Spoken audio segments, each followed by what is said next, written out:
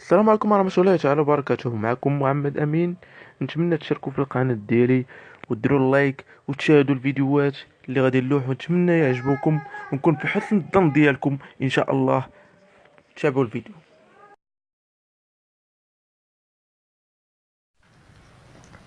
بسم الله الرحمن الرحيم، والصلاة والسلام على أشرف المرسلين. مرحبا بكم إخواني أخواتي في هذا الفيديو الجديد، والذي سنتطرق من خلاله إلى كيفية صنع مقدمة فيديو احترافية عن طريق برنامج كين ماستر أو أي برنامج مونتاج آخر لتعديل الفيديو. إذا نترككم مع معاينة هذه المقدمة مع طريقة التعديل عليه.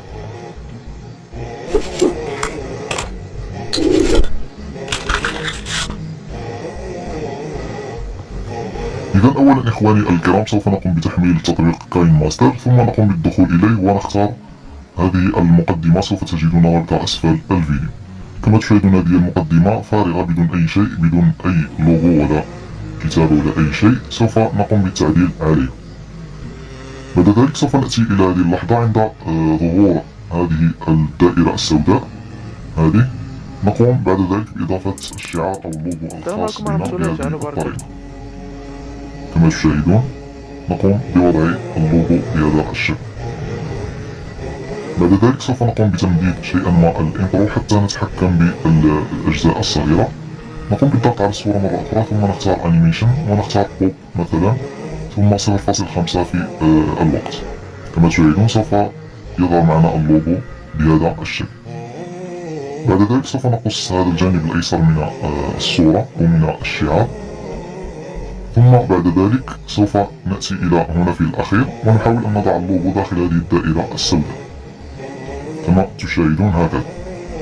بعد أن نقوم بوضع اللوغو داخل الدائرة السوداء سوف نختار هنا في الأعلى، نقوم باختيار خلفية بيضاء على شكل فيديو جديد كما تشاهدون. بعد ذلك سوف نقوم بقص هذه الصورة، نقوم بقص الجانب الأيمن.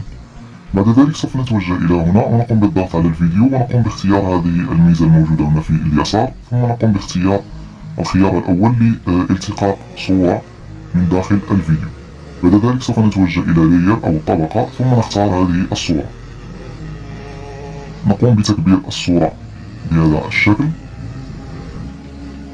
ثم بعد ذلك سوف نقوم بالضغط على أون هنا في اليسار، ونقوم بالذهاب هنا تقريبا في الثانية السادسة. نقوم بالضغط على زائد هنا في الأعلى كما تشاهدون. نقوم بالزيادة مرة أخرى تقريبا نصف ثانية، ونضغط مرة أخرى على هذه الزائد الموجودة هنا، ونقوم بتحريك هذا اللوغو من الوسط إلى اليسار. كما تشاهدون سوف يظهر معنا بهذا الشكل.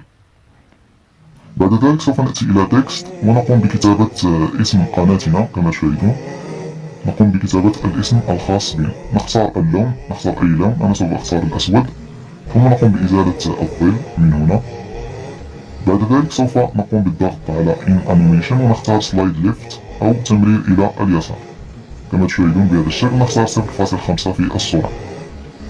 بعد ذلك سوف نقوم بوضع هذه الكتابة بشكل جيد هنا حتى تكون بشكل متوازي مع اللوغو. كما تشاهدون سوف يظهر معنا الانترو بهذا الشكل. يمكننا فقط أن نكتفي بهذه التأثيرات، ويمكننا أيضا إضافة تأثيرات أخرى. مثلا سوف نقوم بالضغط على الصورة، ثم مرة أخرى نقوم بالتقاط صورة من داخل الفيديو بهذا الشكل. سوف نقوم بإضافة تأثير الجليتش الذي قمنا بالتطرق إليه سابقا. مثلا سوف أختار هذه الصورة بهذا الشكل، ثم أضعها بشكل متوازي مع الفيديو هكذا. بعد ذلك سوف أقوم بالضغط على Duplicate أو تكرار للصورة. نقوم بتكرارها تقريبا مرتين بهذا الشكل.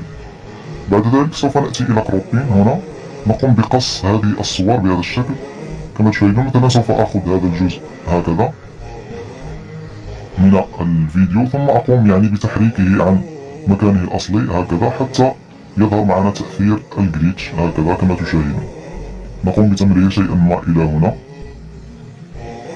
ثم بعد ذلك نقوم بنفس العملية مع الصور الأخرى. نأتي إلى الصورة الثانية ونقوم مرة أخرى بالذهاب إلى كروب هنا في الأسفل. أيضا نقوم بعمل نفس الشيء، كروبين للصورة. نختار مثلا جزء آخر كما تشاهدون. سوف أختار هذا الجزء، ثم بعد ذلك سوف أقوم بنفس العملية. سوف أقوم بتمريره شيئا ما إلى اليسار. بعد ذلك سوف يتبقى لنا الصورة الثالثة، أيضا نقوم بعمل نفس الشيء كما تشاهدون هنا، كروب، ونأخذ جزء آخر من هذه الصورة. مثلا سوف أخذ هذا الجزء، ثم بعد ذلك نقوم بعمل نفس الشيء، نقوم بتحريكه عن مكانه الأصلي هكذا.